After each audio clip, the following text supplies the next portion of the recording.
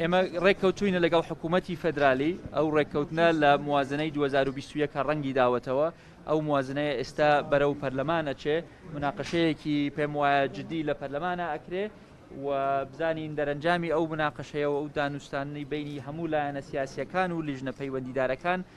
ئەمانگەیەنێتە کوێ بەڵام ئەوەی کە تاکو ئێستا هەیە ڕێککەوتنێکە لەسەر بودجەی 2021 کە بەشێکی پەیوەندی بە هەرێمی کوردستانەوە هەیە ئێمە وەکو حکوومەتی هەرێمی کوردستان ئەو بەشەی کە پەیوەندی بە هەرێمی کوردستانەوە هەیە هەم رازین پێی هەم پابەند دەبین پێی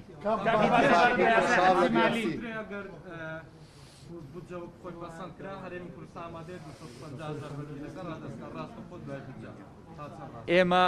ئامادەی خۆمانماندەر بڕی بوو لە ڕابردوو لە ساڵی 2019 لە ڕێککەوتنەکەمان لەگەڵ حکوومەتی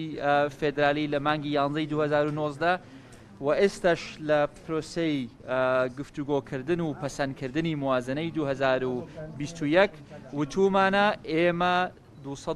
ئامادەین 250,000 بەرمیل نەوت لە ڕێگای سۆمۆ بفرۆشین. ئەمە زۆر مناقەشەوە کراوە حەزەکەم دووبارەی بکەمەوە ئێمە ئامادەین 250,000 بەرمیل نەوتەکە وەکو چۆن لە پرۆژە یاسای موازنەی 2021 هاتووە بە دەقی ئەو یاسایە پابەند دەبین پێی.